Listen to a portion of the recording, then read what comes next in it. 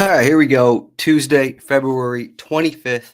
We got three matches coming up and a fourth, but I'm not going to be sticking around for that fourth Premier League match. I'm Adam Zdroik. You can find me at Roto Zdroik, also at RotoWire Soccer over on X, Twitter. And also, if you're watching this, please like this video on YouTube, subscribe to our YouTube channel at RotoWire Soccer. And if you're listening to this and are not a subscriber, first thing you got to do, rotowire.com/soccer trial. That's a 48-hour trial. And guess what? This week and maybe in the future, you're getting only available to subscribers. We have projections, DFS, DraftKings projections up on the site for all projected 222 players. So just a good base if you want to start here in building lineups. I didn't go contest by contest. It's just all 220 projected starters. But today on the show, we got lineup release happening in 3 minutes from now on the left-hand side of the screen.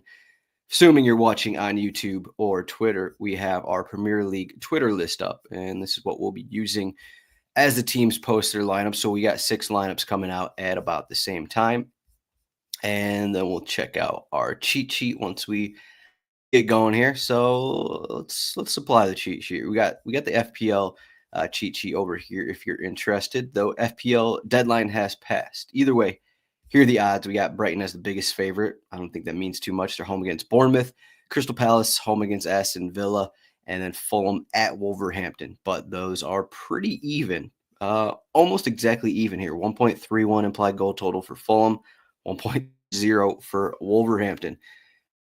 If you're watching live, our guy Poco Bear from the chat, he got me onto the show. Decided I had a few extra minutes today, so shouts to Poco. We got he's telling people to like the video. If you like this video, it will save a starving elephant. Yes, listen to Poco. So yeah, well maybe we'll go over. We got 2 minutes here. Just in terms of lineups and what we're looking at for DraftKings, we have Cunha is 10K, and he is the most expensive player. That'll probably be the main decision depending how we're looking at things. They are home against Fulham. I would say not the easiest spot, but Wolves are home, and I wouldn't say Fulham are, completely dominant to where they're not going to allow floor points away from home. Brighton, we'll see what their lineup looks like. I don't think Bournemouth will change too much. They did not overturn Zabarnia's suspension unless I missed something in the last 60 minutes that changed that. So we could see James Hill at center back. We could see Tyler Adams at center back. With Senesi still out injured, they don't really have a ton of depth on their back line. So I think that's going to be relevant here going against Brighton. I think there's going to be goals in this Brighton-Bournemouth match. I think Bournemouth can score on the wing and on the counter against Brighton, who tend to turn the ball over a decent amount. And I think Brighton can score if we have a weird-looking back line here for Bournemouth because of all their injuries. And then the other big thing here, so Sasa Lukic will lose all his value if Andreas Pereira starts for Fulham. Emile Smith-Rowe had a minor knock over the weekend, so we'll see if he's ready to start. And then the same with Morgan Rogers and Aston Villa. I got right here, there are 3 new signings in the transfer window. We'll see if Rashford, Asensio, and Malen all start or if they change some things up here and there. Questions with Aston Villa, not as many questions with Crystal Palace, though we could get an Adam Wharton start. But we are about 75 minutes off from kickoff time, so we should start getting some lineups available to us. So here they are. Here are the first lineups. Let me scroll to the bottom of this list so we don't miss any. All right. We'll take some water before we analyze these. All right. First one up, we got Fulham. And Rodrigo Muniz starts over Raul Jimenez. So there's one change. Ryan Sisset. Okay, we got a bunch of changes, actually. Okay. So let's try and read this a little bit. We have 3 center backs going for Fulham. So this is really going to change some things. Anthony Robinson is getting rested. Whether he has a knocker or it doesn't matter. He's on the bench, though. So we got 3 center backs for Fulham. Diop, Joachim Anderson, Cuenca are all center backs. Ryan Segnon is on the left wing, and then Castagna is on the right wing. In the midfield, Lukic, Berg, Berga, Sander Berga, and Andreas Pereira, Adama Traore, Rodrigo Muniz in the front. So Pereira on sets, taking away a lot of Sasa Lukic's value. Sessegnon with Anthony Robinson on the bench. I'm not entirely sure Sessegnon is going to go a full 90. Something to keep an eye on. Though this undoubtedly gives more value to Timothy Castagna, who is 4,300. A little pricey here, but as a wingback, I think he has a bit more value. And of course, with Iwobi and Raul on the bench, and there is no Smith Rowe. Smith Rowe's out. Willian is still on the bench. Reed, Kearney are on the bench. So I'd probably be looking at, maybe they eventually remove one of these center backs. Sessegnon, maybe he comes off for Robinson, but Pereira is not going to go 90. Muniz is going to go off for Raul at some point. Traore might only go 60, 70 with Iwobi and Willian on the bench. So we got a few sub options. Again, this is a short week, so expect a lot of these teams to use 5 subs depending on what their benches look like. Crystal Palace has Munoz and Mitchell. Okay, as projected, Adam Wharton starts over Jefferson Lerma, so he is in there. And let's check out, I'm on the right side here. Let's check out the set piece situation with Wharton. He hasn't taken any set pieces since he's been back from injury. He took set pieces. He stole set pieces earlier in the season. So we actually don't have any information on if that's going to happen again with Wharton. Again, he's been out a long time. This is his first start in months since October. This is Wharton's first start in league play. If we scroll back over there, we basically have Wharton, Hughes, and Eze taking set pieces. So good luck. I would say this probably removes some upside, some floor from Eze. So keep that in mind when playing cash games. Here's the Bournemouth lineup.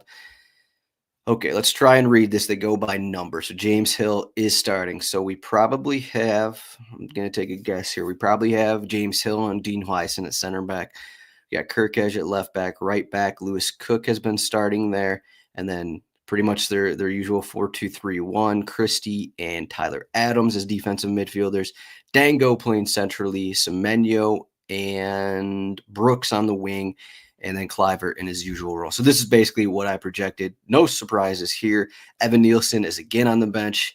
Something to monitor here. I don't think he actually got minutes off the bench over the weekend, but Tavernier is on the bench. Sinisterra is on the bench. Jorge Soler is on the bench. I actually think Soler might actually come on for James Hill at some point. May get some weird changes here. James Hill probably not ready to go 90. Doesn't matter for DFS purposes, but something to consider either way. Scott, his first name is escaping me. Is it Adam Scott? Am I in severance brain right now? Is his first name Adam Scott? What is it? It's Alex Scott. Okay, we got there.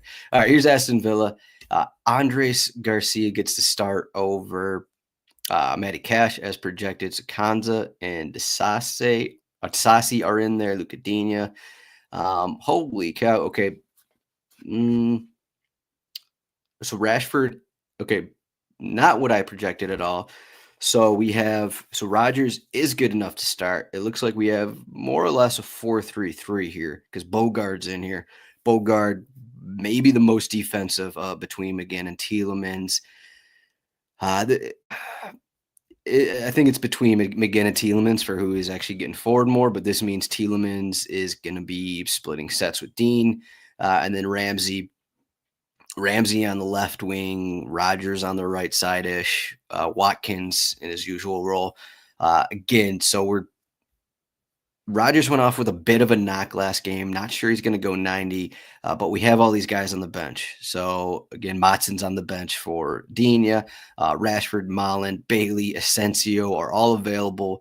So I expect there's going to be a bunch of changes here. Bogart's probably not going to go 90. Depending on how this match goes, we'll see who comes on for him, kind of a thing. Again, and Tielemans kind of the engine of the Aston Villa midfield there. But Ramsey, this could be a 60-minute spot for him. Rodgers, depending on how healthy he is, could be 60. Watkins could be 60 for him. Again, depending on what happens in this game. This is a short week. Watkins is back from an injury as well. So find it hard that he'll go 90. But he's one of those guys who isn't injured too often and is basically a warrior. Here's Wolverhampton. I don't think we have any changes from their lineup in their last match. Just looks like what we're getting. Semedo and Aït-Nouri are on the wings. Same center backs, Andre and Joe Gomez in midfield. And then Munetsi kind of starting in this false 9 role. Bellegarde and Cunha here as well. So in the prior game, Joe Gomez got a yellow card in the first half. He got yanked at halftime. And then I think they moved in Jorgen Strand-Larsen at halftime. And so that moved Munetsi back to a midfield role. So I'm not saying it's going to happen again, but just the kind of things that can happen. Vitor Pereira doesn't care, is open to mixing and matching with. It seems like Munetsi can play basically all over the pitch. So Strand-Larsen, he went 45 last game. Doyle, Sarabia, all those guys able to play. Pedro Lima came on late for Semedo, Aït-Nouri last game. One of those guys. I think it was Aït-Nouri, but Pedro Lima is on the right side. So it looks like our guy Purvis Estupiñán is back in the 11. This is the first time since his injury. I'm actually going to click into Estupiñán's profile here. And this is his first start since January. Been about a month out, got 23 minutes last game. And Diego Gomez, former Inter Miami midfielder, gets the start. So this is maybe a little surprising. He's come off the bench a decent amount in the last month, but this is his first major minutes. And Ayari is on the bench. Mats Wiefer's on the bench. Hinshelwood's on the bench. O'Reilly's on the bench. Welbeck's back on the bench. Adingra, Gruda, Solly March. Oh, look at this bench. It's crazy. All these guys are back available for Brighton, and Diego Gomez gets the call here in midfield.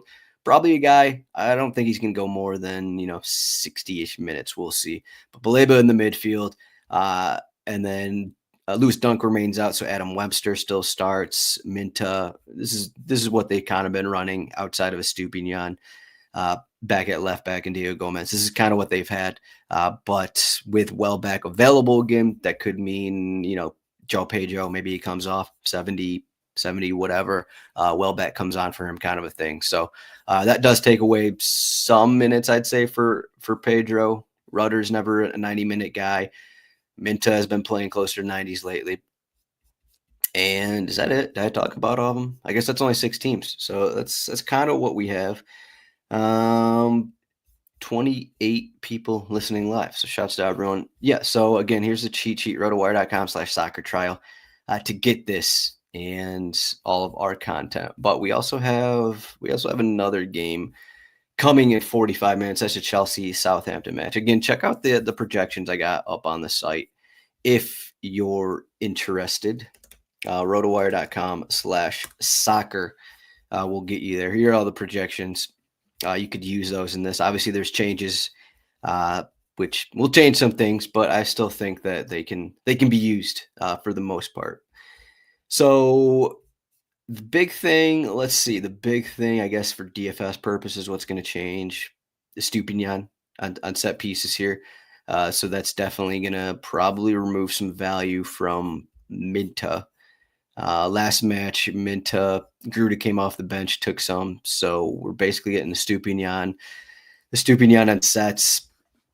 And I don't know, Lamptey? Has Lamptey taken corners? Looks like Lamptey's taken a couple corners. So Estupiñán, is he ready for 90? Maybe. I'm not entirely certain. I guess Hinshelwood is an option to come on for fullback. So not entirely sure. Estupiñán's going to be ready for 90. I think he's coming off a muscle injury. So you are getting sets. Let's see what his price actually is in this spot. Not a terrible spot, not the best spot, but he is 6K. So that's pretty expensive. Probably more of a tournament option. We don't have to worry about Anthony Robinson at his 6,800 price because he's not starting. If you want to go big, go Castagna for 4,300. It seems like a hefty price for him, but as a wing back, I think there's more value there. You can look through his game logs here. This is one thing we can do at RotoWire. We can look through his game logs really easily. There's only been one other time they went 3 center backs. Home against Ipswich, we have a 4.2 floor for Castagno, which isn't the best. So unfortunately for him, there's it's been a few times where I guess it was listed as a 4-5-1. He had a few more crosses in those games. Not the most attacking player. 4,300 is kind of a lot. The other side, Sagnan, 6,600. Holy cow! Yeah, I can't do that. I can't play Sagnan with Anthony Robinson available and on the bench. Andreas Pereira, he is 6,900. Not terrible. Decent. Always got to worry about minutes with him, especially with that bench. So I guess 60, what do you want? 75 minutes out of Pereira at Wolverhampton, who have been playing well. There's not really, I don't think there's like a slam dunk play on this slate. It's kind of what we're looking at. Cunha is 10K. Home against Fulham. Do you want to play that? You can no longer play Rashford. He was in my dummy lineup, so we got to remove him. I'm going to go quickly over. Adam Morton's 3,600 if you need some salary relief at utility or at forward. Let me refresh DraftKings to see if they got the confirmed lineups in. They do not. So unfortunately for DraftKings, they do not have the lineups in yet. But I'm going to still go over this a little bit. We got some people still watching. So let's see what we got at forward. Cunha just makes the most sense. I know he's 10K. It is a little expensive, but you know what you're getting from him in most situations. You know what you're getting from him. Minta without guaranteed sets. We don't really know what we're getting from him there with the Stupinian in there. Kluivert, 9K in the road is a hefty price. And as you can see from his game logs, he's not going 90. Bournemouth have a pretty deep bench now. Dom Traore, 7,800. His price has jumped heavily in the last couple weeks. We were talking about, he's this weekend, wasn't he like 5,400? So that is a price jump. Yeah, 5,700, 5,200. Makes him hard to play. João Pedro, 6,600. Not the worst. Again, this is kind of why you want to play Cunha, because it's just not a ton of options. This is my Lassard. Do you want to go down to 5K? I'm just talking cash games right now, but it's not pretty from what we're looking at. Semenyo is 8,200. Muniz for 75, 80 minutes is 8,100. Dango is 8K. It's pretty difficult here for looking at options and forward. So that's why Cunha is going to be pretty popular, because there's not really much else you want to play. Almost got to lean towards João Pedro, even though his floor just hasn't been good as prior seasons, but now his price is getting down 6,600. Not the worst thing I've seen. But midfield, Eze, we have at 9,400. Pereira, 6,900. Those are probably going to be the two most popular ones. David Brooks is 4,400. Again, Tavernier is going to going to come on for him at some point. So you're looking at 67 minutes. You got a minute's concern with a lot of these guys. Tielemans, not as much minutes concerns. He's basically a 90-minute guy. And then you're going to get the Rashford. You're going to get Asensio coming on 70th minute, maybe even 45th minute. We don't really know for sure. Stealing set pieces. But at a minimum, you're going to get first half sets for Tielemans. He's 7,200. It's okay. It's okay. Meet him 7K. I guess I didn't even mention Sessegnon is midfield only at 6,600. It seems like a tough click there. Just scrolling down, Diego Gomez, not really a 5,100. He's more of a defensive midfielder. 5,100 is tough. Ryan Christie, go for it. This is an interesting three-gamer. I'm basically going through the list, and I don't really like anyone. So shouts to this. I'd be interested to see how many people will actually play Sasa Lukic here. His numbers look really good the recent games. I can click into this here. He's had at least 6 corners in the last 3 games, in addition to set pieces, which is just adding to all of his numbers. His floor numbers are awesome. We'll see how many people are playing him. But now with Pereira in the squad, you're basically removing all of the set pieces from him. The last 2 games, he's been on 14 set pieces.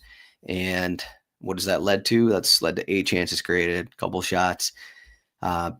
I think you more want to look at his numbers over here. 5-point floor without set pieces, 4, 5, 6-point floor. He's 3,800. So I'd like to see what his percentage is. There are people who will completely ignore that Andres Pereira is in the lineup and they'll play him. So I think that could be an advantage to playing Pereira. Maybe I don't know. I don't know how people play. A loose Cook 3,700, not really a play at 30 at right back. And again, I mentioned Adam Wharton is 3,600 defender. Uh, play whoever you want, Estupinian 6K, Lamptey 6,200. These are difficult prices. Bournemouth aren't an easy game. And you're not even guaranteed like 5 points from some of these guys. Estupinian maybe the safest play because of sets. Munoz has a great upside, but does he have much of a floor for 6,400? Not really. Mitchell coming off for Ben Chilwell, so he's basically out of my lineups, similar to Luca Digne. Just always a sub risk. Kirkeged at Brighton, 8 in a re. Maybe you look at the Wolverhampton guys, 8 in a re. Semedo, not Cuenca for 4,600. That is pretty expensive. Castaña's 4,300. Maybe you reluctantly play him.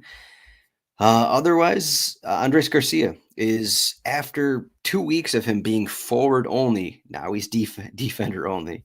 Opta/DraftKings has realized their mistake. So I don't know if he's getting a full 90, Andres Garcia, with Matty Cash on the bench, but he is an attacking fullback. So at a minimum, you have an attacking fullback going against Crystal Palace. 13 crosses in his 2 starts already. I think maybe Andres Garcia, maybe that's a cash play. Maybe it's a tournament play, 3,600. Not the worst thing, but I think that's all I got here. So we're 21 minutes in. We still got 34 people listening live. Shouts to everyone for listening. But I think that's all I got. If anyone has any questions here, I guess I'll say what I think is going to happen in these games before I take off. I already suggested that I think there's going to be goals in this Brighton-Bournemouth match. Brighton have had some success in recent games, but I think some of that is just the Chelsea matchup and then the Southampton matchup. Diego Gomez in the midfield. So you're changing some things up. Estupinian back in here. Still not sold on this back line. I think they'll give up opportunities. I think Bournemouth can score. And again, this is like I think this might be the first ever league start for James Hill as a center back. Yeah, I think so. Yeah. So he came in from Blackburn in the last January transfer window, played left back, right back, a little bit all over, has a couple starts this season, defensive midfield, right back mostly. Now he's as a center back out of necessity. So not great. So I think he can get goal scores in this double B matchup, Brighton against Bournemouth. I think he can get goal scores in this game. Probably we'll be looking at this. The Wolverhampton Fulham one is a little closer, just because I think Wolverhampton are playing well overall as a team. You look at their games here under Pereira.